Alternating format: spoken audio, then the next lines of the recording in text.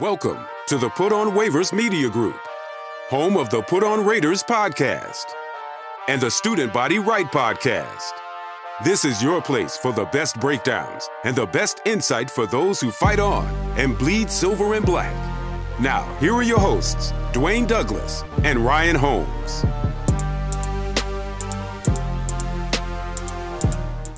And welcome everybody to the glorious episode of the Put on Raiders podcast. I'm your host, Dwayne Douglas, along with Ryan Holmes, and we are podcasting off the beautiful shores of the Pacific Ocean. Beautiful day out here in Southern California. PORSBR is my Twitter handle, and Ryan's is RHOLM22. I love Ryan says it's a little chilly this morning for him. A little coldness, a little fall weather out here in Southern California. The Raiders continue to look like a totally different, basically a transformer, if you will. Way they have played since Josh McDaniels has been fired. I had a little quick, just a response, instant response show. So this is gonna be kind of like Ryan's thing, for the most part, because I kind of want to pick his brain and see what he thought about this game.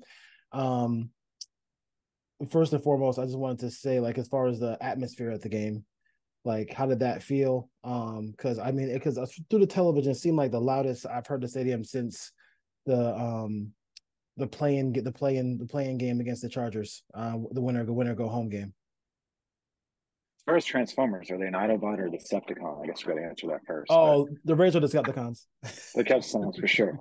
I went to the first game they played against the Ravens after COVID, and it was pretty loud that day. I would say that the game against the Jets, Sunday night atmosphere, I'd say it was 85% Raiders fans. You still had some Jets fans sprinkled in.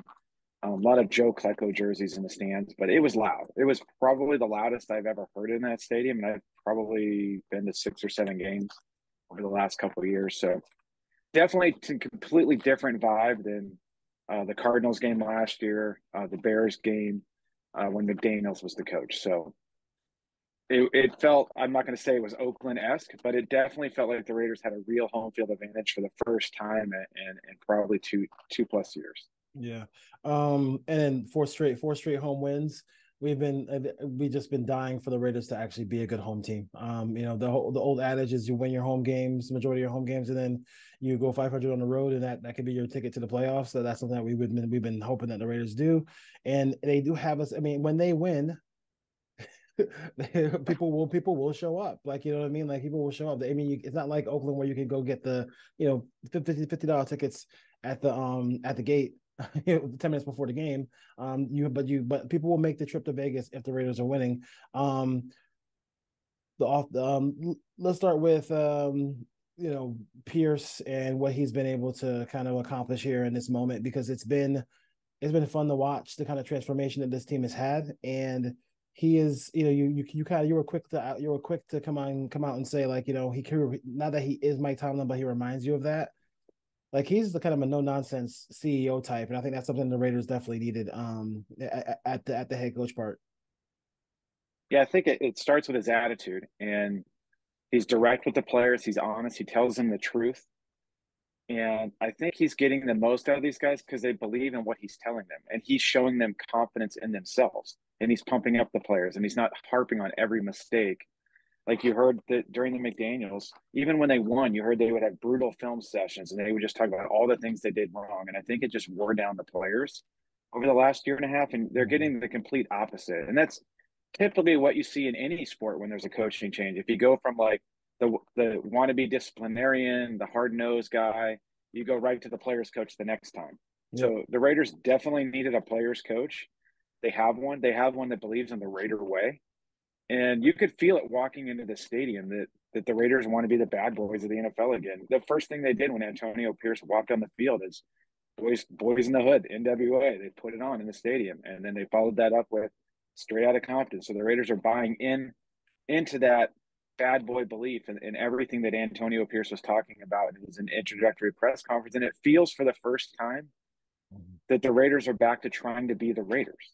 And some fans will love that and cherish that. I kind of want them to be that way. And you have the other set that are like, no, let's be the clean, non-penalty, but that's not the Raiders way. And I just think that they have an identity for the first time probably going back to the Gruden years. So probably in the last 2 to 3 years where they have an identity, they're playing physical. It's amazing what just that change in culture in the locker room and the coach kind of believing in his players, the same players that were kind of soft along the offensive line, not creating any room in the running game, weren't holding up in the run game on defense. And now they're just flying to the football and playing fast and physical. And that's what we've wanted out of this team. So, yeah, they play the Giants and the Jets. We'll see what it looks like against the Dolphins and the Chiefs coming up. But for now, that's all you can ask, that they go out there, they're physical. They played fairly mistake-free football in terms of penalties.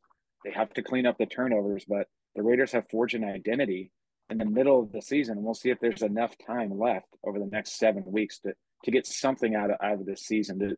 They've kind of lost. They lost their way over the first 8 weeks.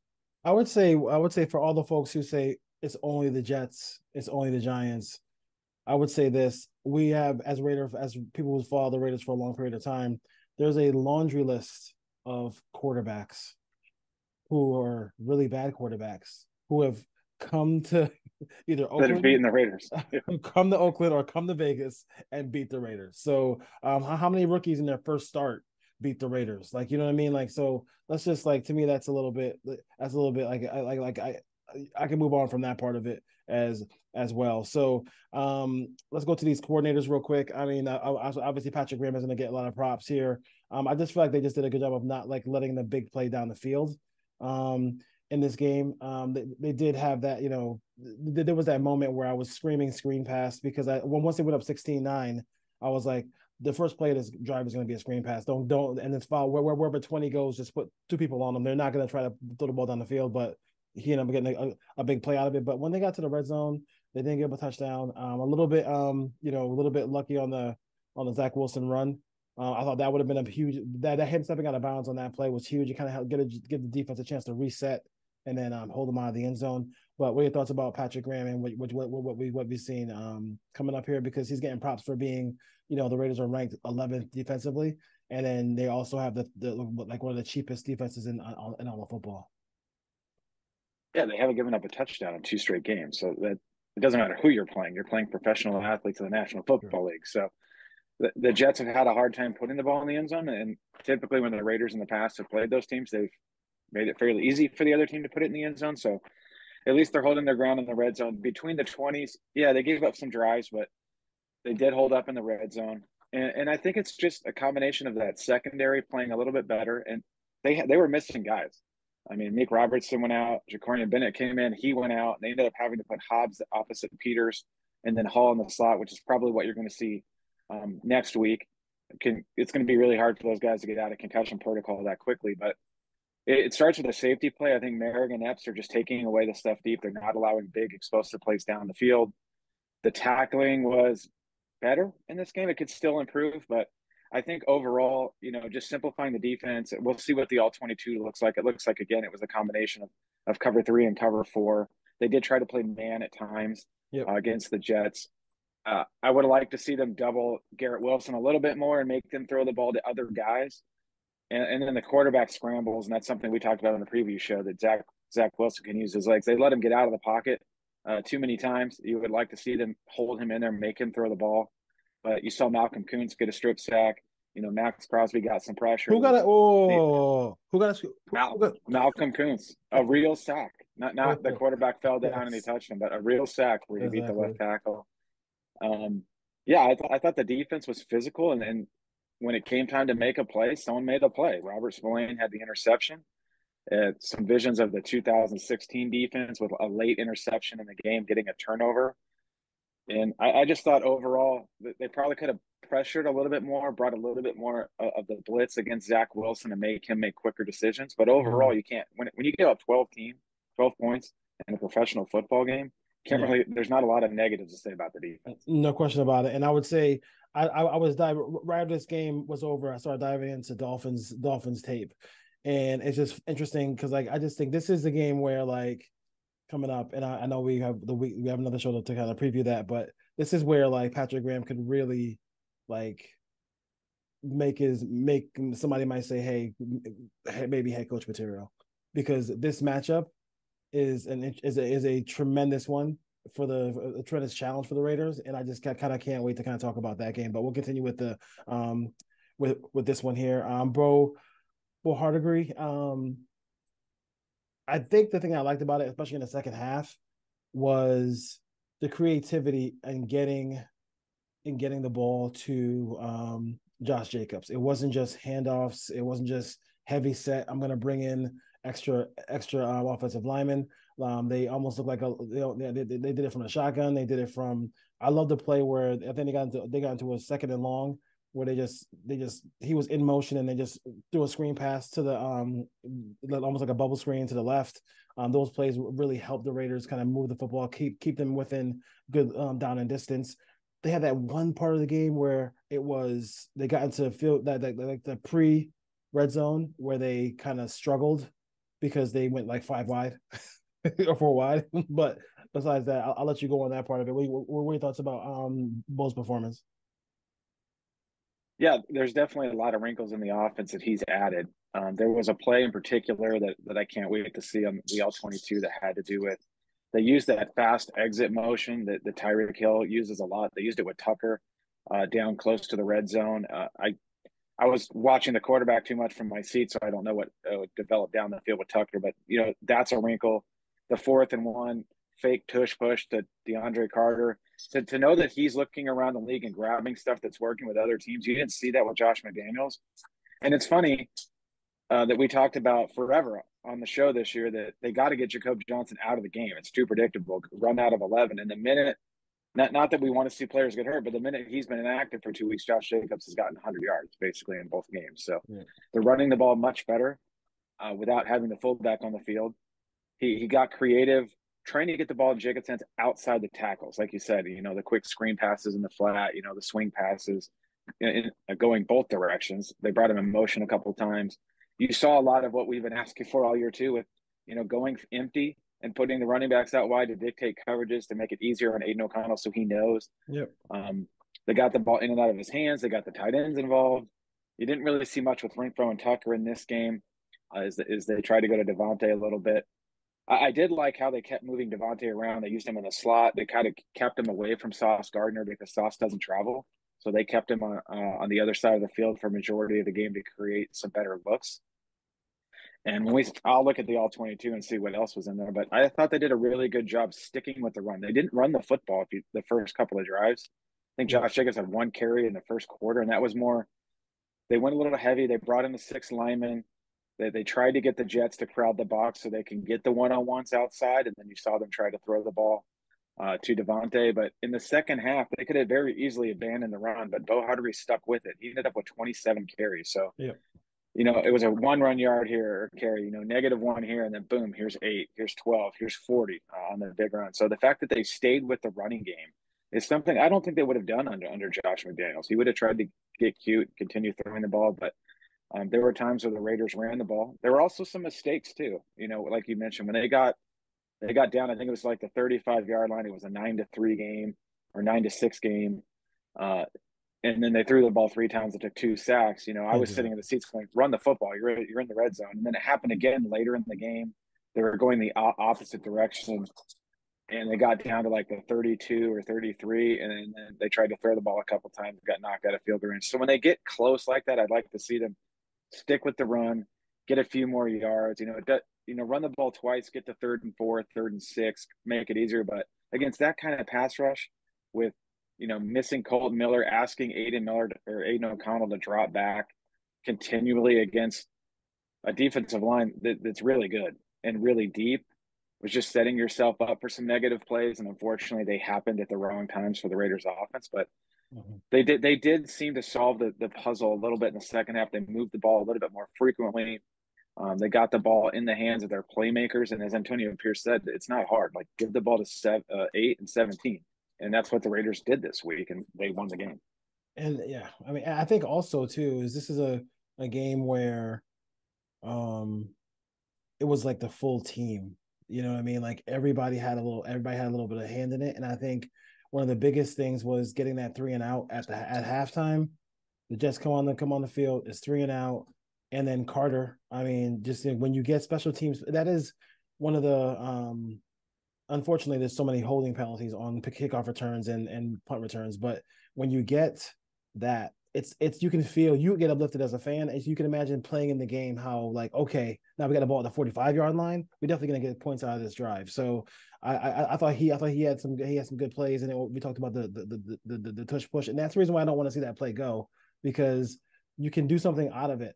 You could do things, you could do a lot of different things out of it, and that was a cool play that he came up with as well. And I could just, there's a couple of wrinkles that I feel like he watches games on Sunday too. Like, you know what I mean? Like he's I'm not, I mean, they scored 16 points, so I know people are gonna say, oh, Dwayne, he scored 16 points, whatever. But you gotta look at who they're playing in this game. Look at the numbers that some of these quarterbacks have had playing against this Jet defense. This Jets defense is kind of is really, really good. So I give them a lot of credit for winning this game. Obviously for Jet fans, they must be like saying, my God, if we just played 6 games this year with Aaron Rodgers, we would probably make the playoffs with the defense they have. But that is what it is. What is like as far as like, game management part of it, what was your feeling about Pearson this? Because as the games get bigger and the games get closer, like when to call timeouts, time management, when to kind of get in that headset and say, hey, Bo, we gotta run the football a little bit more, or hey, Patrick, where's the pressure coming from? Yeah, there was good and bad in this game. I'll start with the good. Obviously, getting the ball with 52 seconds left in the second quarter, they could have very easily gone to half, down 9-3. But you saw them get aggressive. They tried to get the field goal. The roughing the passer helped with the 15-yard penalty, but they were aggressive in that moment, which I'd like to see. Going in 9-6 is better than 9-3, and getting that field goal always helps, especially knowing the Jets were getting the ball back. If they would have, just sat on it, taken the air out of the football, went to half down 9-3, and then kicked off the Jets, I wouldn't have been a good decision. But you saw him get aggressive there, and then just kind of the sideline stuff. He tried to challenge a turnover, which you can't do. Yeah. That cost the Raiders a timeout in a close game that could have come back to haunt them if they weren't able to get that touchdown. So he's got to clean that up, and someone upstairs has got to be in his ear and let him know you cannot challenge a turnover because they're automatically reviewed. I being in the stadium, you don't hear, the TV or what's going on. So in the stadium, we were kind of sitting around like, it didn't look like on the interception from the stadium that the ball did touch the ground on the interception that O'Connell threw. I'll have to go back and watch the replay. And then it clearly looked in the stadium like the fumble by Josh Jacobs, his lower body was on the ground while he had the ball in his arm. But with all the bodies around in the pile, it would have been tough to overturn that because they ruled it a fumble on the field. But we didn't see him have to use the timeouts in this game. They weren't trailing late in the fourth quarter. Yeah. So they had a lead and were able to protect it. But I thought, all in all, there was some rookie mistakes out of the head coach. But then he did show aggressiveness trying to get points at the end of the half, which you gotta like that, because the prior coach, we'll just call him the prior coach, I won't even say his name anymore, but he didn't do that. Yeah. He didn't want to do that. He was scared to do that. So it was good to see Antonio Pierce talk about being aggressive and then backing it up with some situational football in the game. And then you got to tip your cap to AJ Cole and that coverage team. Amir Abdullah made a great tackle on the special teams when the Raiders needed it. And then just to see AJ Cole booming punt after punt after punt was good to see as well. Do you feel like this is a situation where like almost like a pitcher in baseball, where like he either like gets shelled the first time around or gets like, or just dominates the first time around? Like Bo is just like not like, it's hard to prepare for somebody like him because it's so little tape on what he does because he's a first time play caller. Yeah, it's hard because, like I said, he's adding wrinkles the Raiders don't have on tape. They haven't shown. So it's hard for other defensive coordinators to predict kind of what they're going to add to the game plan on a week-to-week basis. And this week you saw them try to get the ball outside to Jacobs a lot. You saw a lot of, quick screens to the wide receivers. And then you saw those plays with the fake tush push, the exit motion, the fast motion from Tucker. So as the Raiders start to put that kind of stuff on tape over the next 2 or 3 weeks, they're obviously going to have to make adjustments as they get into December and keep adding new stuff every week.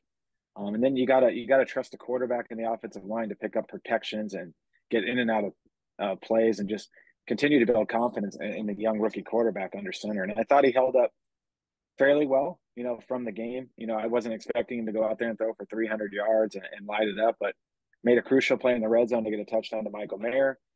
and there was some sacks he probably needed to get rid of the ball on, but just couldn't. But I thought overall, I thought Aiden O'Connell played a pretty solid game for a guy making his third start against a top 3 defense in the NFL. One thing about two things about Aiden O'Connell. Like, number one, game manager is not an insult. So so I mean, I really don't think that's an insult. Like, I mean, Alex Smith, look at his record as a quarterback. Like, it doesn't. I mean, he's managing the game well. Like, and I think they're doing things to help him become successful. So, like, I know some Raider fans get just get in a hissy fit when somebody mentions that. And I just feel like he's a guy who is getting some valuable experience here, and like, if they can continue to get time for him, continue to run the football, like, you're going to see maybe as week to week you're going to see maybe higher point totals and more and bigger plays, because he's a guy who has an abundance. Like, they have an abundance of weapons on this team. Like, they really do. Like, when you look at, like, Renfro, Myers, Mayer, like Devontae Adams, like, and like, Devontae Adams was in, maybe because one of his boys, Aaron Rodgers, was in the stadium.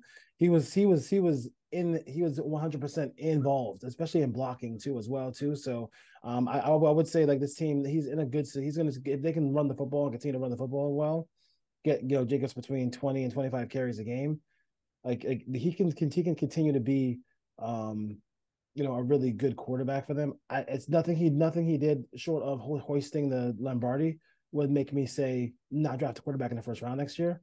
But, like, having a valuable quarterback, valuable quarterback in the room. How many times did the Patriots or, like, the Packers on these teams flip quarterbacks for more picks? Like, I mean, he's getting really good exposure here, and a guy who's really doing a good job with a team that does have a lot of weapons offensively. Yeah, Dwayne's already we're trading Aiden O'Connell in the offseason. I'm just no, he reminds me, you saw his deficiencies. He can get the ball down the field, but he can't drive it down the field. It's not a huge arm. He's got to rely on anticipation, but he's good. He has accuracy, which is good. Yeah. His ability to get out of pressure, it's just not going to be there. He's not a guy that's going to create a ton out of structure. He reminds me kind of, if everything clicks, maybe he's Mark Bolger of the Rams. Maybe he's John Kitna, one of those type of guys that can be a starter in the league, but not going to give you a ton of upside, but a really valuable guy to have on the roster. But it's week 3, their third start, so we don't really know what's going to happen here, but he has to have a lot of things go right around him. Yep. They have to run the football. It's going to be interesting in the next 2 weeks. If they fall down 2 touchdowns quickly to the Chiefs or the Dolphins, are they going to put it on his shoulders to throw the ball 40-plus times in a game? I hope not. I hope they stick with the running game. I heard an interesting stat yesterday just driving around L.A. I was listening to NFL radio, and Pat Kerwin said when Josh Jacobs since 2021, I want to say it was like 22 or 25 carries. If he gets somewhere in that range, the Raiders are 21-5 when they just give the ball to Josh Jacobs, which is mind-blowing considering, this team hasn't been very good.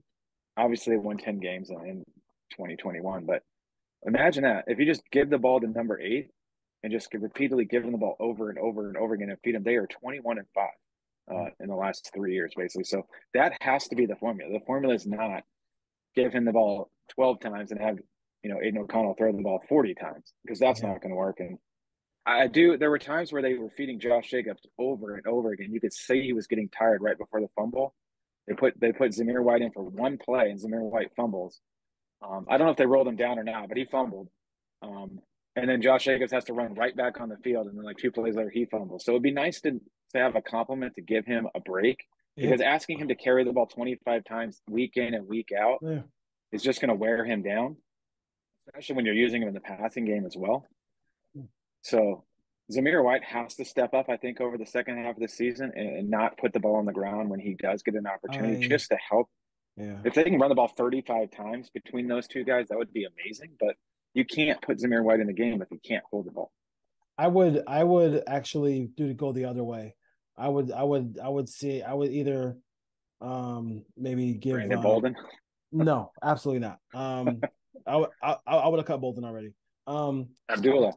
I would go Abdullah, or I would go free agent. I mean, I've seen enough. Like I've seen enough. You get one carry and you can't hold the ball. Like I just can't deal with that part of it. And like it was almost like you ever play Madden and you use a player so much and you just see him going like this. Yeah. Before next play. That's what Josh Jacobs was doing, and I think that's kind of embarrassing. That the prior regime couldn't even get a backup running back. Right, and then that's probably the easiest thing to do in National Football League, or maybe they bring up Britton Brown. Maybe they bring up Britton Brown. They probably hurt as well. So one thing about Josh Jacobs, because I'm not sure if you heard the broadcast, which I thought was amazing, and it just speaks to the prior regime and their arrogance and their idiocy. Is since this is the first time since Gruden that he has had an opportunity where he got a list of plays and he said, hey, these are some of the plays I like, and then those plays were actually implemented into the game plan. God forbid you ever talk to your players. God forbid. Yeah, I did see I heard the audio of that clip where he said, since Antonio Pierce has taken over, that Jacobs feels like it's the first time he's thought about coming back to the Raiders next year. So that was interesting to hear that he just didn't think he was coming back if Ziegler and McDaniel was around. It's funny from all accounts when you hear that Josh Jacobs is one of, if not Mark Davis's favorite player on the team. It seems like they talk a lot. So I fully envision at this point, if Antonio Pierce or Champ Kelly get that full-time job, that Josh Jacobs will be back in a Raiders uniform. And you're either going Aiden O'Connell or rookie next year. So you have the money to spend on other players on the roster. So if you're not spending at the quarterback position, you absolutely need to keep Josh Jacobs around on a 2 or 3, maybe 4-year deal. He is the heart and soul of this team. If you take him off of this team, it's him, Max Crosby, Devontae Adams. Those are your 3 guys. I will say, I think I saw Zamir White's father at the game because someone had like a custom, like embroidered, like full-on stitched Zamir White jersey. So I have to assume that was his dad because I don't know if any other Raider fan would go out and spend the $300 on the game-worn jersey. But the time is ticking on Zamir White in the Raiders uniform, especially if there's a new regime coming to town because he hasn't shown anything. Yeah, and it is, he's not it. I mean, he's just not it. I don't know how else to kind of say it. He just like it's just tough to watch. But I would say I would really think about it, and then he would. I mean, if you can just give him Jacobs that little bit of rest. Obviously, it's very difficult to find like running back. I mean, you probably could find a running back off the couch right now. It's one of the positions where you could find somebody who could actually help you out as well too. So we'll see what happens as far as that goes. Let's see here defensively. Any other standouts defensively? I mean, hold on. Did we go this whole show without talking about Spillane? I mean, Spillane has. Yeah, I was just going to mention Spillane. Yeah. He played a good game. Now early in the season, he seemed a little hesitant, especially in the run game. But you saw him shoot some gaps. We'll see what it looked like on the all-22. But he made a great play on that interception, and to do it with a broken hand as well. Yeah. And it was a fingertip grab, fully extended. Jumping in front of that route to I believe it was a tight end. Hats off to him. Clearly, Antonio Pierce believes in him. Said he wants to build a defense around him. He stays in the game like he's playing in dime and he's playing in nickel. Diablo's the one coming off the field. A little strong. That's okay. Yeah, but he's turning out to be a good player, a solid addition. He's a guy that you could probably go into next year as a starter with and be totally comfortable with that. He's creating turnovers. He's getting in the backfield on some blitzes. So he has improved. The more he's played in this defense, he's showing that he can be a starter in the National Football League. So that's good to see. I thought Masterson played a pretty good game. Just watching from my seats that he was making some plays and flying around. So that they're getting some production out of that. We'll call it very cheap linebacker room. Yes. And obviously there were plays where Diablo missed a tackle, and I'm just sitting there going, man, if we just had like Brian Urlacher or a Ray Lewis or a Roquan Smith or a dominant inside linebacker, those plays are 1 or 2 yard plays. They're not 8-yard plays. So the next evolution of this defense, I think, is defensive tackle. And if they can get a legit middle linebacker, this defense can even be better and take that next step. That's what they're missing. Yeah, missing. I mean, I thought it was people were clowning Marcus Epps for that play at the goal line as well too on Twitter. So he got run over. Yeah, he got run over.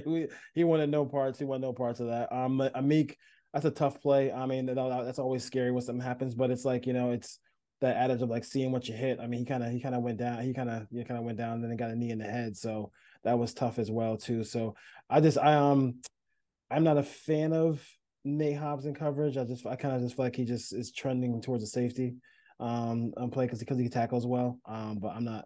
We'll see we'll see how that goes. Tyler Hall came in for a little bit as Great, well. made a great tackle on Brees Hall on the screen. No question, no question about it. Hall is. I tell you, if they can, I mean, they might not be able to get him back in time, but like if this team had Aaron Rodgers, they'd be freaking pretty sick. I can't even dispute that part of it. I do think I like one more thing, and I'll let you if you have anything else go on. Like, is that this is really that was a really big deal for everybody. Like, do practice squad players never go to the game? Because that was a big deal for everybody that he had practice players go to the game on I think last week and I don't know if it continues this week as well, but it's kind of interesting that like that's a big thing for everybody. um Yeah, they're allowed in the stadium. They're just not on the sideline. So they're usually in the stands up in the press box somewhere. You could definitely tell the Raiders sideline had a lot more players on it than the Jets sideline. And I think the practice squad players are wearing those kind of like brown salute to service, yeah, hoodies. There yeah. was a lot of them. Like we were like It looking was a down there and lot, guys. it was like brown hoodie, brown hoodie, brown hoodie. We're like, where are the players? Like we see all the practice squad players. But Yeah. just briefly on the secondary, if they can't if Bennett and Robertson don't play this week and you're playing Jalen Waddle and Tyreek Hill and you have Nate Hobbs and what probably Marcus Peters is your outside guys, the Raiders are going to play a ton of zone. Like they can't play man and run with those guys. So just quickly spinning ahead to next week, you're probably going to see heavy zone coverage out of the Raiders next week if they're playing Hobbs and Peters on the outside. Yeah, and I would say there's the one Achilles heel for the Dolphins has this year has been third down. So they have not been a really good third down team, but what they do on first and second can be crazy. So You don't have to get the third down if you if get you a get an first down 80 on first and if second. you get an 80-yard touchdown from Jalen Waddle, you don't have to worry about it. You don't have to worry about it. And then you got the end of it. So again, he's no after the bye. I think Miami had a bye week, right? So after the bye week, that mastermind, if you will, I guess. He's waiting. He's been waiting for a defense like this. So I think it'd be interesting to see what they do. And I think one of the biggest things that people aren't talking about is they are starting to understand what Vic Fangio wants defensively. Like if you look at the Dolphins, they're playing better. They held the Chiefs to 14 points. Don't forget they had a defensive touchdown in that game. The Chiefs to win that game. So like they're slowly but surely getting that defense, and if they get that defense going, and they got the running back, back this week. It's just it's going to be a tall order. But I think this week the Raiders have to be that aggressive team that tries to score a lot of points. You're not going to be able to beat. I don't know if they can beat Miami scoring in the teens going in Miami. And of course, Miami will have the bright sun, the humidity, and they'll make sure that where the sun comes in, the Raiders sideline, they'll force the Raiders to wear all black like they always do. So we'll see what happens as far as that goes. They also have Jalen Ramsey back. Yeah. So they have Ramsey. They should have Howard back. So they're going to have their two outside corners. I think the Raiders can run the football in this game. They're going to have to run the football Yep. and then play action, take their shots, their timely shots. I might be crazy. I'm getting ahead of things. I think the Raiders actually match up better against the Chiefs than they do the Dolphins. They do. Just looking at both teams on paper. So they have to figure out how to get one of these two games. I don't expect them to win both. The goal here is to get one of these two games. Yeah, 6-6. Probably the Chiefs game at home is a better opportunity if they can figure out how to slow down Kelsey. But this is going to be a big challenge for Patrick Graham. I think trying to defend the middle of the field, because you see the Dolphins doing a bunch of crazy motions and shifts, and the middle of the field is wide open All the time. for Hill and Waddle. So this is going to be a big test for the linebackers in coverage, and the Raiders are going to have to get pressure because, like we said, if it's Peters and Hobbs, you're going to see a lot of cover 3, cover 4. So I'm sure Mike McDaniel is going to dissect, or he's going to have plays where he can attack those coverages, and if the pressure doesn't get there, Tua is going to have a pretty big day. Yeah. And then the other thing is Tua throws with such anticipation. He doesn't have a ton of arm strength, but he gets the ball out so quick. Zone might help this week, so guys have their eyes on the quarterback and can see when he's getting rid of the ball. and maybe we can jump in front of a couple of routes, and the Raiders gonna have to create turnovers. But I think all in all, just reflecting on the last 2 weeks, the Antonio Pierce experience, like he's showing that he has a chance to keep this job, and we'll see. The schedule's going to get really tough really quick because after those two games, I believe it's the Vikings who are playing well. They won 5 games in a row. Then you have the Chargers. Then you play the Chiefs again. So the next 5 weeks is pretty telling. If they can figure out how to get, 2 or 3 of those games, and then that sets you up with the Colts and the Broncos the last 2 weeks. And this is going to come down to tiebreakers. There's 11 teams in the AFC that have 5 wins. And it's going to come down to what's your AFC conference record. So the Raiders have to win games within the AFC to help them set up. But I still think the playoffs are probably a long shot at this point. You're still playing a rookie quarterback. You have a very tough schedule. You got some road tests coming out, but just playing this week to week, it's any given Sunday. The Jaguars cost me a pretty nice, tasty parlay the other day. I hit on some pretty big underdogs there to win games outright. And then you saw the Broncos go to Buffalo and win on the road last night too, as well. So you never know what's going to happen week to week. So the Broncos have done a good job. The Broncos done a good job. We'll see when we get to the prediction. Yeah, after giving up 70, they did a good job. Kind of reeling everything in, and the Bills are. I was talking to a friend about like 3 weeks ago about the Bills window closing. I mean, it's crazy how that loss to the Chiefs on the road in the playoffs kind of just like, when you have those opportunities to go to the Super Bowl, they don't usually come back. So we'll see what happens with the Bills.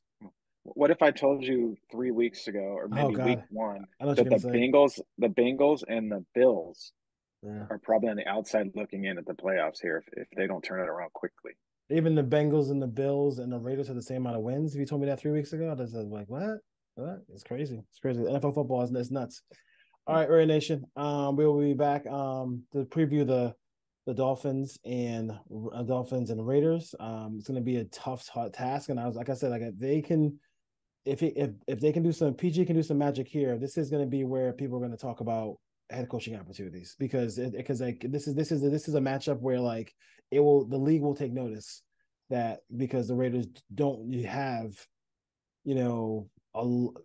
they can go in this game really, really hurt, really, really banged up, and I'm not sure if they're going to be able to come out with a victory. But like, if they can just slow down this team and keep it close, Josh Jacobs and Devontae Adams and company might be able to close it out. So it'll be a tough game on the road. I guess the team that had a bye week, so that's always hard.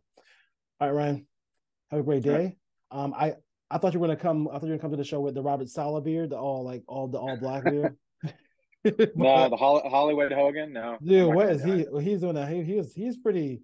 He actually. I mean, I would say this. He's a little on the arrogant side for a head coach. I mean, confidence is one thing, but the little arrogant side. I'm like, dude. Like, I mean, I know everybody will give him a pass this year because of Rodgers, but it's interesting.